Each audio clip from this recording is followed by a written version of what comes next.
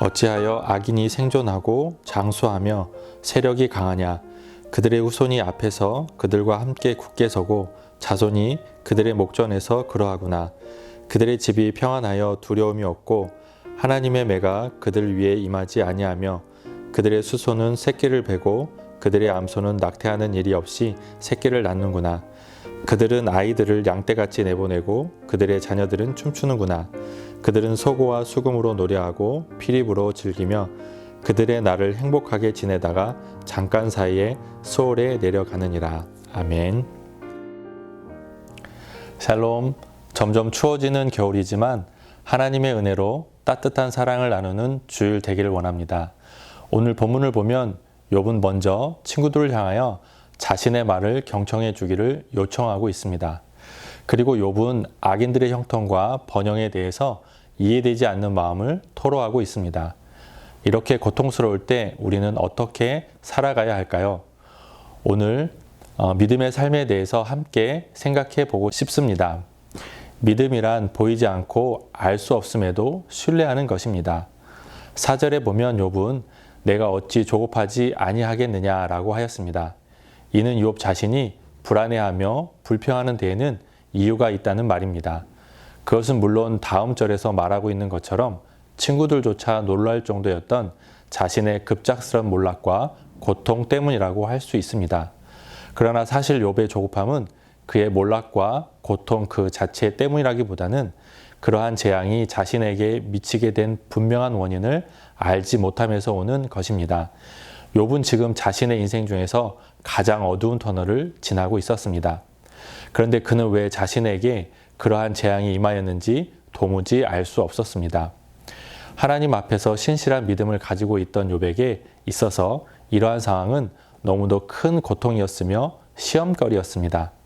그러므로 그는 조급한 마음에 자기에게 알 수 없는 엄청난 고난을 주시면서도 자신을 향해 철저히 침묵하고 계시는 하나님을 향해 원망과 불평을 늘어놓기 시작한 것입니다. 성도 여러분, 욥과 같은 상황에서 누가 불평하지 않을 수 있을까요? 그러나 욥의 입장을 이해하지 못하는 것은 아니지만 우리는 고난 속에서 하나님이 허락하신 섭리가 있음을 배워야 할 것입니다. 우리의 신앙이 원망과 불평으로만 끝나서야 되겠습니까? 날마다 우리의 신앙은 더욱 성숙하여야 할 줄 믿습니다. 하나님은 욥이 이유를 알 수 없는 하나님의 섭리 가운데서도 하나님만 전폭적으로 신뢰하는 믿음의 경지에 이르도록 연단의 과정을 허락하신 것입니다. 사랑하는 성도 여러분, 믿음이란 알 수 없고 이해되지 않는 상황에서도 하나님만 신뢰하는 것입니다. 간혹 불신자들 중에는 내가 하나님을 보면 믿겠다고 말하는 사람들이 있습니다. 지금 이 순간 죽은 사람이 일어나고 놀라운 기적을 보면 하나님을 믿겠다고 말하는 사람도 있지요. 그러나 그것은 이미 믿음이 아닙니다. 성경은 믿음은 바라는 것들의 실상이요 보지 못하는 것들의 증거라고 선포하고 있습니다. 아브라함은 이러한 믿음의 대가였습니다. 아브라함은 하나님께서 내가 너에게 지시할 땅으로 가라는 말씀에 그대로 순종하였습니다. 그저 지시할 땅으로 가라 하셨고 복의 근원이 될 것이라고만 말하셨을 뿐입니다. 그렇게 성경은 그에 대하여 아브라함은 믿음으로 부르심을 받았을 때에 순종하여 장래 기업으로 받을 땅에 나갈새 갈 바를 알지 못하고 나갔다고 말씀하고 있는 것입니다. 사랑하는 성도 여러분, 이유를 알 수 없는 고난 중에 계십니까? 그렇다면 지금이 진짜 믿음을 발휘할 수 있는 때인 줄 믿습니다. 보이지 않지만 살아계신 하나님을 믿는 믿음으로 고난을 통과해가는 저와 여러분 되시기를 축복합니다. 두 번째로 나누기 원합니다. 악인의 번영도 성도의 유익을 위한 하나님의 섭리입니다. 오늘 본문에서 욥은 악인의 형통과 번영이라는 엄연한 현실에 대하여 말하고 있습니다. 욥은 이러한 부조리한 현상이 일어나고 있는 현실적인 상황을 말하고 있지만 하나님께서 왜 이러한 부조리한 현실을 방치하시는지 알지 못하였습니다. 그는 악인이 번영하고 자기와 같이 의로운 자들이 고난을 당하는 일을 도무지 이해할 수 없었습니다. 그래서 하나님의 공의로우심을 의심하기도 하였습니다. 하나님이 공의로우시다면 도저히 일어날 수 없는 일들이 현실에서 일어나고 있었던 것입니다. 여러분은 이러한 생각을 해본 적이 있으십니까? 왜 하나님은 악인들에게도 번영과 형통을 허락하시는 것일까요?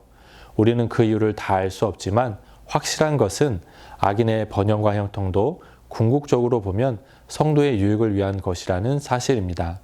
하나님은 선하신 분이요 이 세상을 당신의 뜻에 따라 움직여 가시되 특별히 당신의 백성들을 중심으로 움직여 가십니다. 즉 하나님의 섭리의 중심에는 성도들이 있는 것입니다. 그리하여 악인의 번영이나 형통이 성도들에게는 잠시 고통을 주기도 하지만 궁극적으로는 성도들에게 유익이 되는 것입니다. 과거 야곱의 자손들은 애굽에서 종살이를 하였습니다. 반면 애굽은 크게 번성하였습니다. 이것이 하나님이 애굽을 사랑하고 이스라엘 자손을 미워하신 까닭입니까? 아닙니다. 하나님이 애굽을 번성하게 하고 이스라엘 자손으로 그 아래서 종살이를 하게 하신 것은 이스라엘 자손들로 하여금 비록 종살이로 공고함을 겪긴 하지만 그래도 애굽의 풍요로움 속에 안정적으로 생활함으로써 하나의 민족으로 발전할 수 있도록 하기 위함이었습니다. 그런가 하면 하나님은 이스라엘 자손들이 당신께 범죄하였을 때에는 아수르나 바벨론과 같이 이방 민족들을 강하게 하여 이스라엘을 징계하셨습니다. 이 역시 하나님이 아수르나 바벨론을 사랑하시고 이스라엘을 미워하셔서가 아닙니다. 악하기로 하면 아수르나 바벨론이 더 악하였습니다.